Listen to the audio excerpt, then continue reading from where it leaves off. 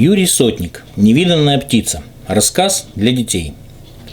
По тропинке, что велась над обрывистым берегом реки, шли с удочками трое ребят. Впереди шагал Вася в отцовской шинели, просторным балахоном свисавший до самых пят, и в пилотке, сползавший на нос. За ним шел Дима, сын врача, который жил в доме Васиного отца. Сзади всех, придерживая у подбородка края накинутого на голову теплого платка, семенила младшая Васина сестренка Нюша. Солнце зашло недавно, однако было темно, как ночью, потому что небо закрывали густые клубящиеся тучи. Изредка и ненадолго тучи разрывались, и в образовавшийся просвет проглядывали зеленоватое небо и бледные звезды. Время от времени набегал ветерок, и тогда большое ржаное поле справа от тропинки глухо шелестело колосьями. Слева, под обрывом, поблескивала река, а за речкой, на низком берегу, почти у самой воды, топорщился черный лес. «Полпути прошли», – не оборачиваясь, сказал Вася. «Теперь еще метров 300 и вниз, а там такой омут, что ахнешь». «Такой омут, мне аж с ручками», – подтвердила Нюша. Дима шел, зажав удочки под мышкой, сунув руки в карманы серого пальто. Вид у него был сонный, недовольный. «Глупо», – сказал он, зевнув. «Чего?» – обернулся Вася. «Глупо было так рано выходить. Могли бы поспать до полуночи». «Рановато, конечно. Зато у костра посидим и самую зорьку застанем. У нас знаешь, какая рыба? Если на самой-самой зорьке придешь, килограмма 3 наловишь. А чуть солнышко показалось, и как отрезало, не клюет». «Ну, насчет 3 килограммов, это вы, Васечка, того, немножко хватили». «Ну, 3 не 3, а знаешь, сколько я в прошлый раз наловил? 8 штук вот таких ершей, да еще 2 плотвички».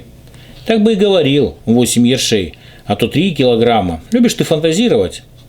Вася больше не спорил, он замедлил шаги и приглушенно сказал: «Нюшка». «Ага. Покажем Димке то место». «Ага. Димка, сейчас мы такое место покажем. Ты прямо умрешь со страху». «Какое место?» «Увидишь. Васька, ничего ему не говори». Вася прошел еще немного и вдруг остановился. «Тут», — сказал он шепотом. На том берегу у самой воды росли 2 больших корявых ветлы.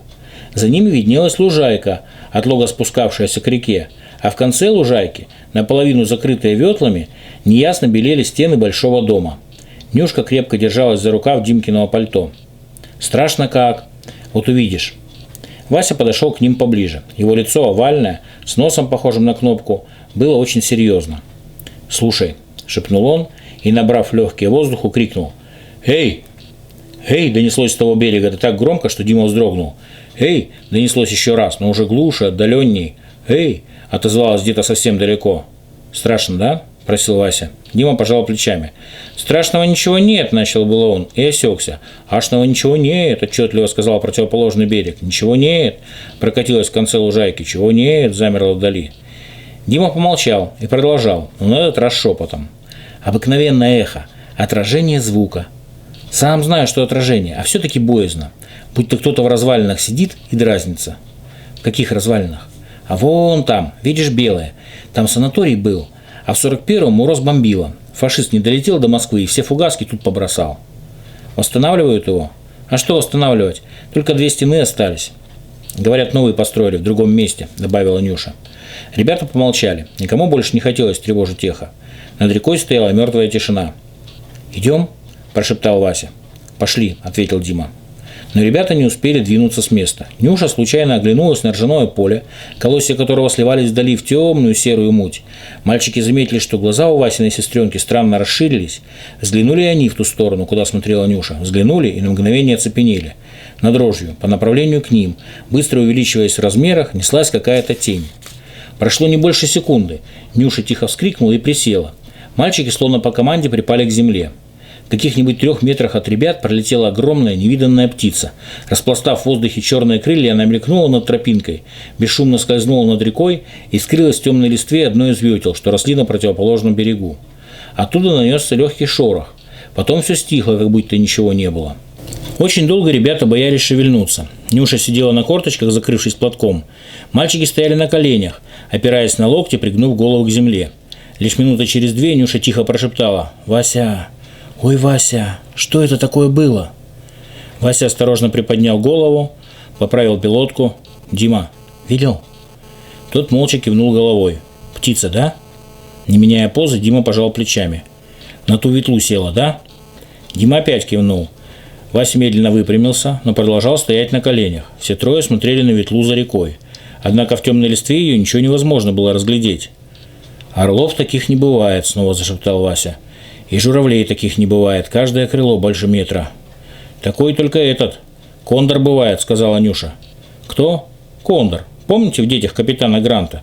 Как он мальчишку унес?» Все опять умолкли. Ветлы на том берегу были совершенно неподвижны, и оттуда не доносилось ни звука. «Притаилась. Высматривает нас», – прошептал Вася. Дима припал еще ниже к земле и пополз в том направлении, откуда они пришли. За ним поползла Нюша, скребя землю носками маленьких сапожек. За Нюшей Вася, путаясь в своей шинели. Пилотка опять съехала Васе на глаза. Он наткнулся лицом на кустик репейника и вскрикнул. «Ой-ой-ой!» – трижды отозвалась за рекой. Все трое вскочили, словно подброшенные, и помчались вдоль обрыва. Метров 300, если не больше, бежали ребята, пока не очутились на улице маленькой деревушки, у ворот своего дома. Остановившись, они долго не произносили ни слова, все трое тяжело дышали. Дима обмахивался кепкой, Нюша махала приподнятым над головой краем платка. Вася вытирал лицо пилоткой. Взмокшие светлые волосы его торчали вихрами во все стороны. «Глупо», — сказал наконец Дима. «Чего глупо? Кондоры в Советском Союзе не водятся». «А что же это тогда за птица?» «Такие большие птицы у нас вообще не водятся», — решительно сказал Дима. Вася пристально посмотрел на него. «Димка». «Ну? А вдруг это взаправду кондор? Случайно залетел?» «Чепуха. Таких случайностей не бывает». «А вдруг? Вдруг это вовсе неизвестная птица? Подстрелить бы ее, а? Вдруг это для науки такое значение, что...» Вася помолчал, словно к чему-то прислушиваясь, и вдруг бросился в калитку. «Погодите, я сейчас». Вернулся он скоро. В руках его было отцовское двуствольное ружье, вместо шинели был надет старенький пиджачок с куцами рукавами. Пилотку он оставил дома. Он подбежал к Диме и раскрыл перед его носом ладонь, на которой поблескивали две медные гильзы. «Во! Жаль только, что бекасинник. Пошли, попытаемся, а?» Дима отодвинулся от него на шаг. «Что попытаемся? Что ты еще выдумал?» «Подстрелим ее, птицу эту. Вдруг научное значение. Пошли?» Вася зашагал по направлению к околице. Нюша и Дима очень неохотно двинулись за ним. «Васька, чего ты выдумал? Никуда я не пойду», — сказала Нюша. «И не ходи, мы с Димкой вдвоем». «Со мной? Ну нет, я не такой дурак». Вася остановился. «Не пойдешь?» Дима пожал плечами. «Что я там не видел? Думаешь, очень интересно гоняться за какой-то птицей, которая давно улетела?» «А если не улетела? Если у нее гнездо на той ветле? А если нет гнезда?» «В лесу пойду искать. А если не найдешь? А если найду?» «А если и найдешь, все равно дробью не застрелишь. Только разозлишь ее, она тюкнет клювом по голове, вот тебе и капут». «Ну и пусть капут. Значит, погиб за науку». «Все героя из себя корчишь, да? А хочешь знать, может, это самая обыкновенная птица? Может, нам только показалось, что она такая большая?» Так всем сразу и показалось. «А что ты думал? Бывают оптические обманы». «Ну тебя, с тобой говорить-то?» Вася махнул рукой и быстро зашагал. Нюша побежала рядом с ним. «Вась, я пойду, только я близко подходить не буду, ладно?» Дима постоял с минуту на месте, пожал плечами.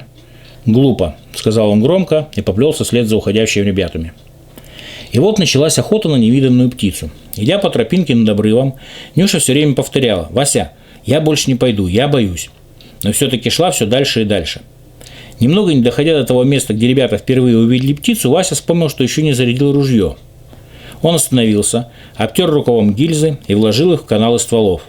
Запирая ружье, он тяжело вздохнул. «Бекасинник. Разве бекасинником такую убьешь?» «Васька, я боюсь, не ходи», – прошептала Нюша.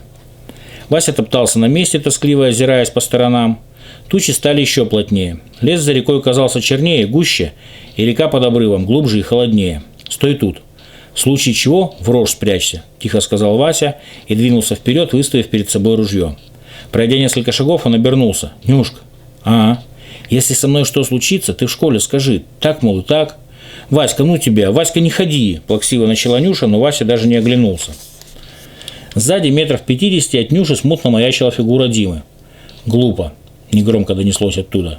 «Тише ты там, какой-то», – прошипела Нюша.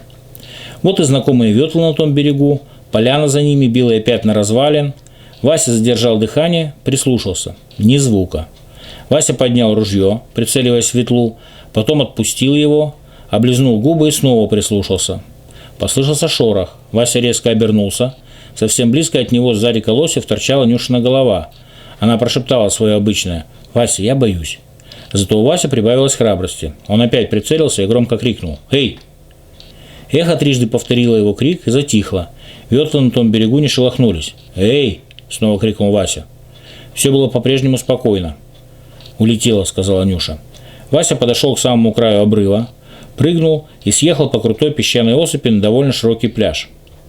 Не выпуская ружья из рук, он снял тапочки, брюки и прошел к воде. В это время наверху послышались шаги. Вася оглянулся. Над обрывом сидела на корточках Нюша, а возле нее стоял Дима. «Ну, что я говорил тебе? Говорил, что ничего не получится. Говорил?» «Здесь не получилось? В лесу поищу», – буркнул Вася и пошел через речку вброд. «Вася, Вася!» – тихо позвала Нюша. Охотник остановился. «Вася, а вдруг она нарочно? Вдруг сидит на дереве, виду не подает, а потом как, выскочит?» Вася постоял, подумал, затем очень быстро, но бесшумно вернулся на берег. Дима тихонько засмеялся. «Что ж ты выскочил? А еще герой!» Вася не ответил. Нюша и Дима видели, как он ходит по песку, высматривает что-то у себя под ногами. Скоро он нашел сухую корягу, поднял ее, бросил в ветлу и тут же скинул ружье. Послышался плеск. Тяжелая коряга, не долетев до дерева, упала в воду. Вася нашел толстую короткую палку. Вот он взвесил ее в руке, прицелился, как городошник битой, размахнулся, швырнул. «Мама!» – пискнула Нюша. «Ой!» – басом крикнул Дима. Они увидели, как большая тень отделилась от ветлы и, быстро снижаясь, описывая крутую дугу, понеслась над рекой. Внизу блеснул красноватый огонь, громкнул выстрел, раскатами прокатившийся по тому берегу. Птица взмыла вверх, перекувырнулась в воздухе и помчалась прямо на маленькую темную фигурку, застывшую с приподнятым ружьем. «Мама!» – протяжно закричала Нюша. Снова огонь, снова грохот. Птица подпрыгнула в воздухе и, на глазах у изумленных ребят, распалась на куски. Первой пришла в себя Нюша. Она прыгнула на осыпь, съехала по ней и подошла к Васе.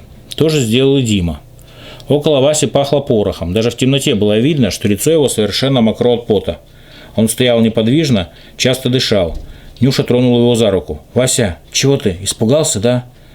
«Ага», – промычал тот и, глотнув слюну, спросил: «Что это было?» Дима отошел в сторону и поднял один из кусков, на который распалась птица. Это был продолговатый плоский предмет, длиной чуть побольше метра. С минуту Дима вертел находку в руках, потом сел на песок и расхохотался, обхватив колени руками и раскачиваясь вперед и назад. Вася и Нюша приблизились к нему. «Димка, ты что?» Дима захохотал еще громче. «Герой!» – взвизгнул он, указывая пальцем на Васю. «Охотник! Ты знаешь, что ты подстрелил? Модель!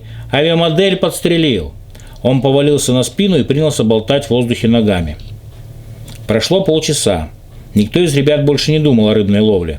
Они притащили Ванин охотничий трофей в деревню и теперь рассматривали его на застекленной веранде у Димы, отец и мать которого были сегодня в Москве. На столе под яркой керосиновой лампой лежали большой, чуть ли не в рост человека, фюзеляж и крыло обтекаемой формы. То и другое было сделано из множества тончайших планочек и папиросной бумаги, покрытой синим лаком. Хвостовое оперение модели сохранилось, но передняя часть фюзеляжа была вся измочалена дробью. Немногим лучше выглядело крыло, из которого среди лоскутков бумаги торчали сломанные планочки. Второго крыла ребята не нашли. Должно быть, его отбросило в реку и унесло течением. «Так», – проговорил Дима, разглядывая внутрь фюзеляжа. «Резинки нет, значит, это планер. Фюзеляжная модель планера». «Откуда она к нам-то попала?» – спросил Вася. «Хотите знать, откуда она прилетела? Со всесоюзных авиамодельных соревнований. Вы в газетах читали?» «По радио слышал. А где они идут, эти соревнования?» «Не очень уж далеко. На станции С, по нашей дороге». «А ты почему знаешь?» «Отец рассказывал, вот почему. Он из вагона видел, как они над аэродромом летают». Дима прошелся по веранде. «Ты понимаешь, что она делала? Эта модель около 20 километров пролетела. И это только по прямой. Может быть, она мировой рекорд поставила, а ты ее раздолбал». Вася стоял, опираясь на ружье, стволы которого почти касались его подбородка. Он обескураженно поглядывал то на Диму, то на исковерканную модель. «Вася, а тут чего-то написано», – сказала Нюша и ткнула пальцем в фюзеляж. Дима и Вася подбежали поближе к столу. К фюзеляжу был приклеен бумажный ярлычок. Большая часть его была сорвана, а на сохранившемся кусочке можно было прочесть отпечатанные на машинке слова: «Дель номер 112, Росим вернуть, СО Авиахима». «Ясно», – сказал Дима. «Тут было написано: модель номер 112, нашедшего просит вернуть туда-то». «А если я не верну?» – спросил Вася. «Тогда, значит, ты нечестный гражданин. Может, конструктор над этой штукой полгода работал. Может, она мировой рекорд поставила. А если ты не вернешь, все это пропало». Лицо у Васи было очень несчастное. «Как же я ее повезу, такую изуродованную?» Дима усмехнулся. «Это уж дело ваше. Не я на нее охотился, а ты». Вася долго молчал из-под лобья, глядя на Диму. «Попадет, да?» – угрюмо сказал он. «Уж, конечно, по головке не погладит. Такую прекрасную модель разбить». Вася судорожно глотнул. «А если не повезу, может, и в самом деле у них рекорд пропадет?» Дима пожал плечами. «А ты как думал?» «Димк, что прикажете, товарищ герой? Отвези ее, а? И скажешь, так, мол, так». «Я? Ну нет. Если сам поедешь, я тебя так и быть провожу, чтобы ты не растерялся. А отдуваться за тебя? Нет уж, спасибо». «Димк, а ты никому не расскажешь на аэродроме?» «О чем не скажу?» «Ну, что это я ее так. Мы знаешь, что сделаем? Будь-то мы ее так нашли, уже поуродованную». «Ладно уж, не скажу». На следующий день, примерно около часа, Дима и Вася прибыли к электричке на станцию С. Оба перед отъездом из деревни надели белые-прибелые рубахи, красные галстухи и тщательно отутюженные брюки. Соломенные Васины волосы были смочены, расчесаны на пробор и держались в таком положении довольно сносно. Выйдя из электрички, ребята увидели почти у самой железной дороги несколько больших брезентовых палаток, а за палатками ряд учебных самолетов. Мальчики направились в ту сторону. Вася тащил завернутый в несколько газет фюзеляж. Вид у охотника был такой, словно он идет к зубному врачу. Дима, наоборот, был весел и шагал бодро, держа под мышкой обернутое газетой крыло. Возле ворот их остановил парнишка с красной повязкой на рукаве. Дима объяснил ему, зачем они приехали. «В штабе сейчас никого нет», – сказал парнишка. «Идите на поле. Там спросите планерный старт». Ребята пошли на аэродром. День был ясный, солнечный. То здесь, то там на широком поле колыхались голубые флажки с белыми буквами на полотнищах. Каждый такой флажок обозначал место запуска модели определенного класса. И возле каждого флажка можно было насчитать несколько десятков авиамоделистов. Здесь звучала и русская речь, и эстонская, и узбекская, и украинская. Тут были студенты и студентки, военные, мальчики и девочки в пионерских галстуках. Тут были и пожилые люди, которые годились в отцы этим мальчикам и девочкам. Одни куда-то спешили, неся в руках красивых птиц, построенных из планочек и папиросной бумаги. Другие ползали на животе и на коленях по короткой траве, что-то налаживая в своих хрупких аппаратах. Третьи стояли, подняв лица к высокому небу и следя за полетом моделей. Над головами ребят с легким стрекотом проносились миниатюрные самолеты с резиновыми моторчиками, бесшумно парили модели планеров всех цветов и размеров. Один такой планер, снижаясь, клюнул Диму в затылок. В другой раз товарищам пришлось удирать от модели с бензиновым мотором, которая закапризничала и свирепо треща принялась носиться кругами над землей. Дольше всего ребята задержались возле флажка с буквой «С» на полотнище. Здесь стартовали схемки. Самые простые модели, у которых фюзеляж заменен четырехгранной планочкой. Одна из девочек, с виду чуть постарше Нюши, подняла над головой неказистую схемку и, придерживая пальцами пропеллер, обернулась через плечо. «Иван Андреевич, засеките мне». Стоявший у флажка человек нажал кнопку секундомера. Девочка выпустила модель, и та очень быстро набрала высоту. Девочка побежала по полю вслед за улетающей схемкой. Сначала за моделью следил только человек с секундомером, но та летела все дальше и дальше. Девочка упорно бежала за ней, и авиамоделисты, бывшие на старте, один за другим поднимали головы, начинали следить за полетом. Когда модель стала чуть заметной точкой, а девочка маленьким пятнышком, человек с секундомером припал к окулярам стереотрубы, установленной на треноге. Прошла еще минута. Люди кругом заволновались. «Самолет! Модель уходит! Давайте самолет!» Человек с секундомером оторвался от трубы и побежал к стоявшему недалеко У-2.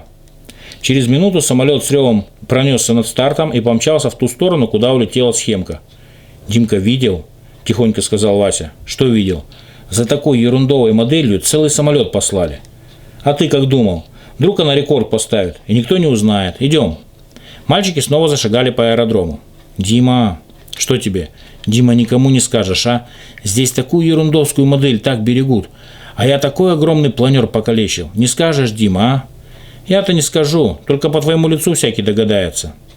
Вася вздохнул и замедлил шаги. Видно было, что ему очень хочется удрать с аэродрома. Но было поздно. Ребята уже подошли к планерному старту. «Здравствуйте, товарищ», – обратился Дима к девушке в синем комбинезоне с секундомером в руке. у вас не пропадала модель?» Та резко обернулась. «Пропадала. 112? Большая синяя? Неужели нашли?» – сказала она быстро и закричала. «Аббас, Аббас, позовите Аббаса, модель нашлась!» Это взволновало всех моделистов. С гомоном, с радостными возгласами они окружили ребят. «Вчерашний планер нашелся? Где нашли? Далеко? Аббас, Аббас, сюда, скорей!» Сквозь толпу протиснулся мальчишка одного возраста с Димой. Он был смуглый, большеглазый, с черными курчавыми волосами. «Нашли? Где она? Где нашли?» – проговорил он отрывисто, с восточным акцентом. Наступил страшный момент. Дима сунул крыло Васе в руки и отошел в сторонку. Аббас выхватил у Васи фюзеляж и начал снимать газету. Она немножко попорченная», – пробормотал Вася. Аббас развернул газету, моделисты дружно ахнули и затихли, увидев нос планера, превращенный в мочалку. «Как же это ее угораздило?» – послышался негромкий голос. Рядом с Васей стоял худощавый военный с черными косматыми бровями. На плечах у него были погоны полковника, а на груди золотая звездочка. Девушка в комбинезоне внимательно рассматривала остатки планера. Сама по себе она не могла так и задраться, товарищ полковник. Полковник молча кивнул и обратился к Васе. «Где ты ее нашел?» Вася назвал свою деревню и железнодорожную станцию. «Неплохо полетала», задумчиво сказал полковник. «Какая же каналья ее так испортила?» Дима потупил глаза и улыбнулся, не разжимая губ. Вся его круглая физиономия как бы говорила: «Я-то уж знаю, что это за каналья». Вася залопотал: «Я так ее и нашел, товарищ полковник. Она такая уже была». «Какая такая была?» «Дробью прошибленная». «Чем?» – повысил голос полковник. Начал было Вася и умолк, почувствовал, что проговорился. Толпа моделистов загудела. Полковник в упор посмотрел на Васю. «Откуда же ты знаешь, что именно дробью? Я, например, старый охотник, но и то не догадался». Вася молчал. Он смотрел в одну точку и часто помаргивал. Он был такой красный, что, казалось, даже волосы его порозовели.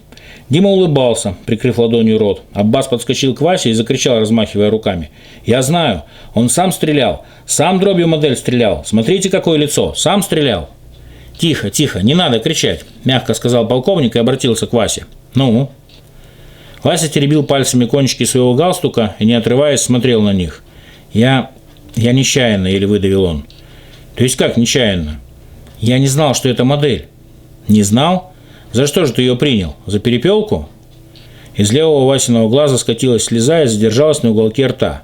Он быстро слезнул ее. «За кондора принял», – прошептал он еле слышно. «За кого?» «Кондор. За кондора». «Ну-ка расскажи по порядку, так мы все равно ничего не поймем». Вася молчал. «Не хочешь говорить?»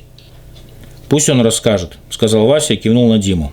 Моделисты придвинулись ближе и затихли. Дима потер ладони и, улыбаясь, начал. «Понимаете, дело, значит, было так. Иду я ночью на рыбалку. Со мной, значит, этот вот Вася и его сестра. Ну, тут, конечно, они мне рассказывают всякие рыбацкие истории, что в их речке можно поймать 3 килограмма рыбы, но это к делу не относится. Итак, значит, идем. Вдруг мимо нас пролетает какая-то большая тень.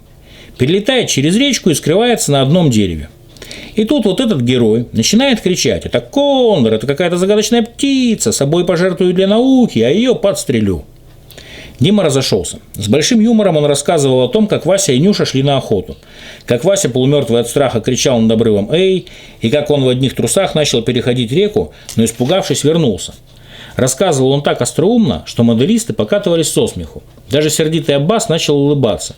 Даже сам Вася улыбнулся слабой несчастненькой улыбкой. Посмеивался и полковник, держа в зубах папироску. Чем дальше подвигался рассказ, тем он все чаще поглядывал на Васю. И тогда в глубоко запавших темных глазах его под косматыми бровями появлялось что-то ласковое. Когда Дима начал рассказывать о самом сражении с невиданной птицей, полковник, продолжая смеяться, обнял Васю и похлопал его по плечу. «Наш герой бабахнул второй раз, его кондор развалился, и вот вам результат», – закончил Дима, плавным жестом указав на разбитую модель. Долго в толпе стоял такой гул, что ничего нельзя было разобрать. Одни что-то говорили, другие все еще смеялись. Дима, раскрасневшийся, довольный собой, обмахивался кепкой.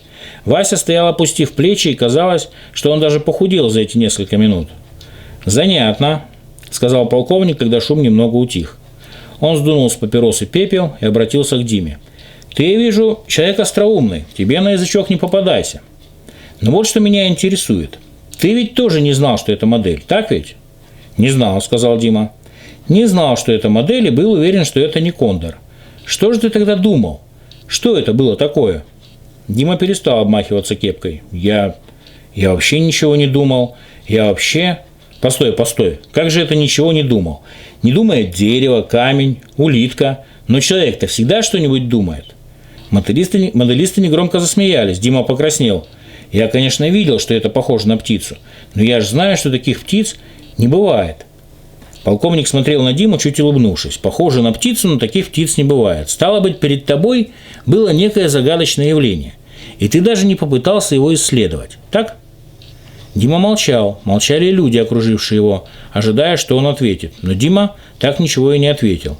Какое же ты имеешь право смеяться над товарищем? Ты вот сидел, сложил руки, да критиковал, а он в это время действовал. Он-то был уверен, что это какое-то живое чудовище, и не побоялся выйти на него с дробовиком. Пусть он ошибся, но он был героем в тот момент, отважным исследователем. А ты кем был? А в результате модель все-таки нашлась, громко сказал кто-то из моделистов. Да, подхватил полковник, модель нашлась. Ее вчера выпустили перед самым закатом солнца, не рассчитывая, что она улетит далеко. Но она пошла и пошла. Летчик, погнавшийся за ней, потерял ее, солнце в глаза светило. Модель рекорда не поставила, но результат показала хороший. «А окажись твой друг таким же, как ты, знаешь, что могло случиться?» – сказала девушка в комбинезоне. «Первым порывом ветра модель бы сбросила в реку, и поминай, как звали». «И не было бы у Аббаса ни модели, ни ценного подарка», – ставил кто-то из моделистов. «Аббас, скажи спасибо охотнику! Аббас, извинись!» Аббас взял Васину руку и дважды сильно тряхнул ее. «Спасибо, извиняюсь», – сказал он. Моделисты начали расходиться. Полковник снова обнял Васю за плечи. «Ты на самолете летал?» – спросил он. Вася качнул головой. «Ну, идем, я тебя устрою». Через 5 минут жизнь планерного старта шла обычным порядком. Моделисты бегали по полю, таща за собой планеры на длинных тонких шнурах, леерах. Белые, голубые, желтые, синие птицы взмывали в небо и, отцепившись от лееров, начинали парить. Дима, хмурый, насупленный, брел по аэродрому, сунув руки в карманы брюк. Иногда он приостанавливался, поднимал плечи и негромко произносил: «Глупо». Раздался рев мотора. Низко над Димой промчался учебный самолет. Это Вася несся к небу.